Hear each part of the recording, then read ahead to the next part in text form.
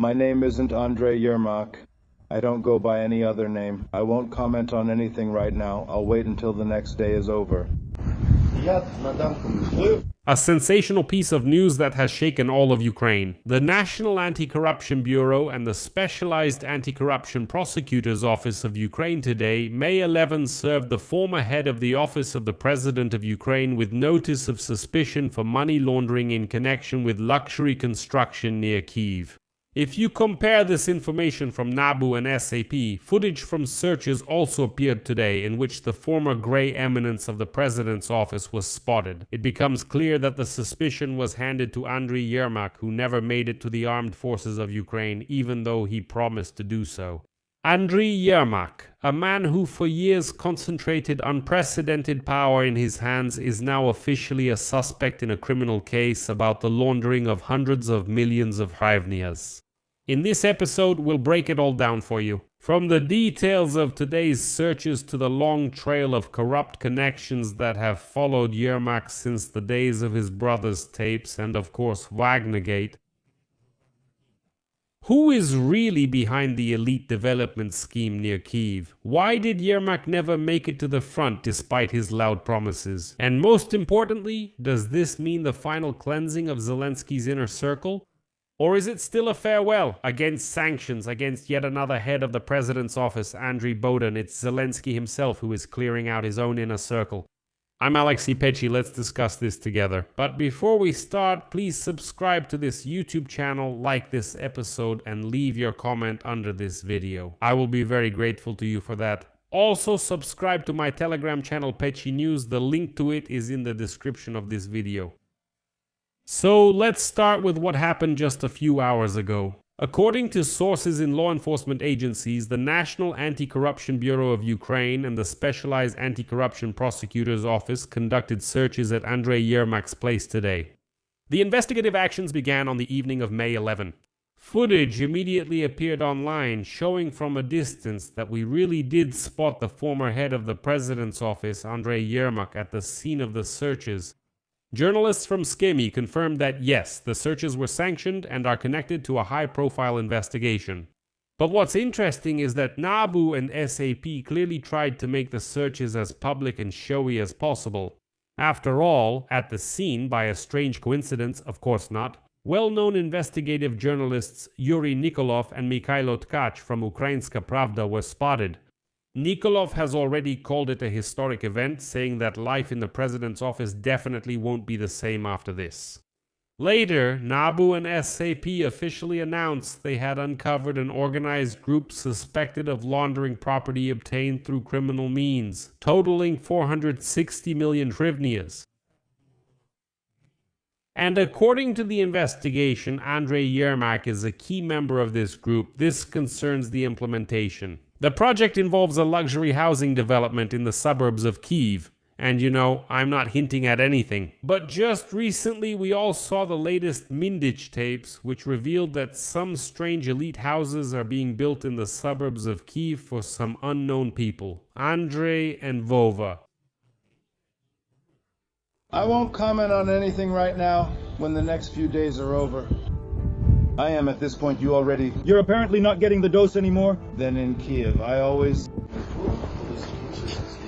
NABU and SAP say they uncovered an organized group involved in laundering 460 million hryvnias through elite construction near Kyiv, in the Dynasty complex. Is your house there? The house of President Mindich Chernyshov? I don't have a house.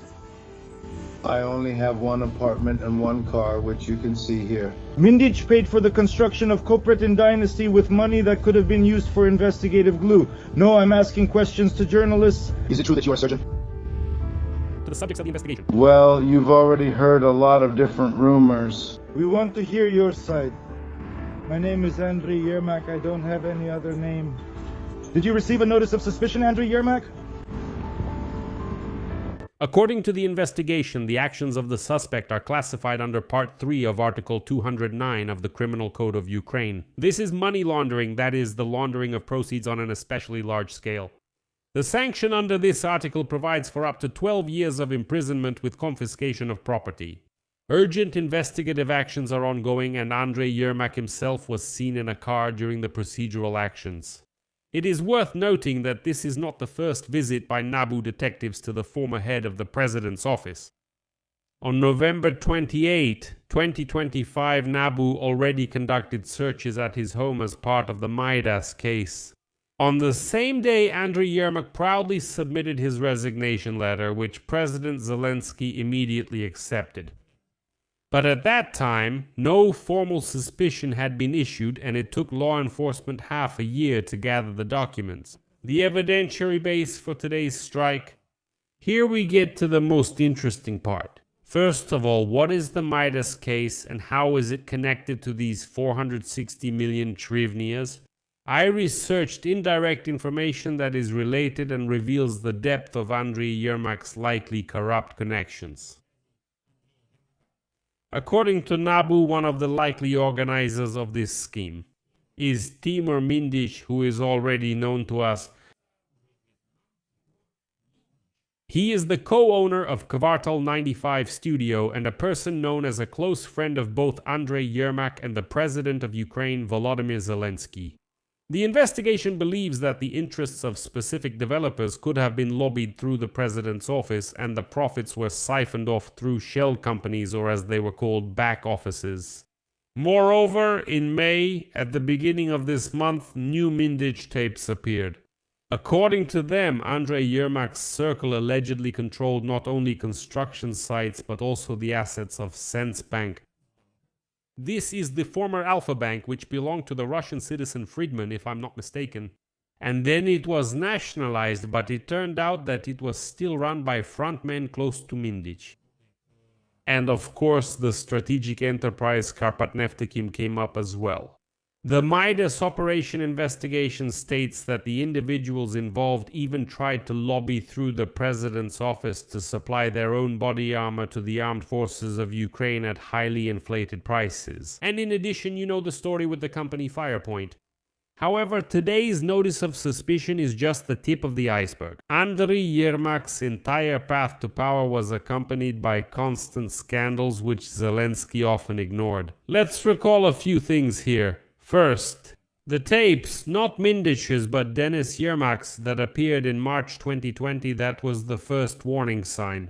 At that time, a deputy from Zelensky's team, from the Servant of the People Party Gioleros, released a video where Andriy Yermak's brother Denis was discussing the sale of government positions. Back then, the case was hushed up, reclassified as fraud, and basically swept under the rug, while Gioleros was made an enemy of the system. In other words, an enemy of the president's office. But it was at that time that Ukraine first heard about influence peddling in the president's office. Second, Wagnergate. Well, it's impossible to forget the failed operation to capture the Russian Wagner Group mercenaries. The former head of intelligence, Vasil Berber, directly stated that it was Andriy Yermak who gave the order to postpone this operation, which led to its failure. The Bellingcat investigation confirmed that the initiative to postpone the operation came from the office of the president. The question of whether this was an act of treason in favor of the Russian Federation still hangs in the air, and this case was also hushed up and everyone just forgot about it. Third, Russian business and Ragimov. Even during his term in office, investigators from the Schemes project pointed to Yermak's ties to Rakimim Emanuilov even during the large-scale war. He is a Russian businessman who was connected with Ilgam Ragimov, a classmate of Vladimir Putin himself. And back then, Yermak justified himself by saying that it was only, quote, legal assistance to an old acquaintance of his father. But joint companies, for example, Interprom Finance Ukraine, existed in the registries for years. Fourth, this is manipulation of the armed forces of Ukraine and the issue of the front line. After resigning from the post of head of the president's office in November 2025, Yermak loudly and pompously declared, "I'm going to the front."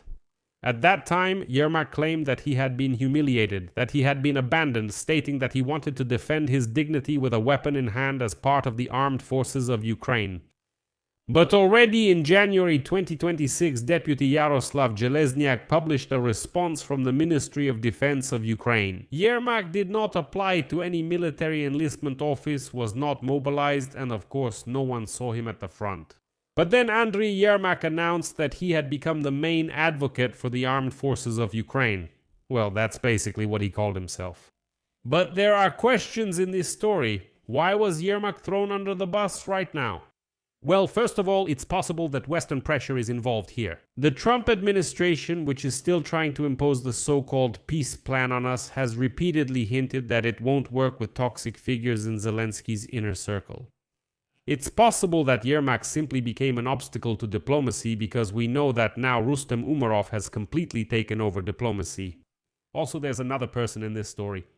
Secondly, NABU and SAP, it seems to me, have finally experienced real independence after the president's office power structure was politically weakened in 2025. And I want to believe that today's searches and suspicions are a signal to everyone that there are no more untouchables. If Andrei Yermak's guilt in laundering 460 million hryvnias is proven in the anti-corruption court, it will become the most significant and high-profile downfall in the history of modern Ukraine. It will mean that this so-called dictatorship of telephone justice is finally dying under public pressure. But here's the question. Andrei Yermak, is this just the beginning, or will everything just be blamed on him? Let me remind you that a little earlier, Volodymyr Zelensky imposed sanctions against another former head of the presidential office, Andrei Bogdan, and he didn't even explain what these sanctions were for. Basically, sanctions, let me remind you, are a tool of extrajudicial punishment that were meant to punish Russians. Because we can't put them on trial, but we can hit them with sanctions. Plus, these were tools to synchronize our sanctions policy with our Western partners. And actually, you can't just impose them against Ukrainians for no reason. But what's interesting is that after one Andrei, meaning Bogdan, got hit, the second one, meaning Yermak, also got caught up in it. I'll leave it at that. Share your opinion in the comments under this episode. Write in the comments if you believe in a fair trial for Andrei Yermak. Or is this just another show? Subscribe to the channel, hit the bell, and don't forget to like. And if you want to support the work of this YouTube channel, you can do so with any donation using the links and details in the description of this video, or by using the QR code on your screens. That's all for now. Take care of yourselves. Goodbye, everyone.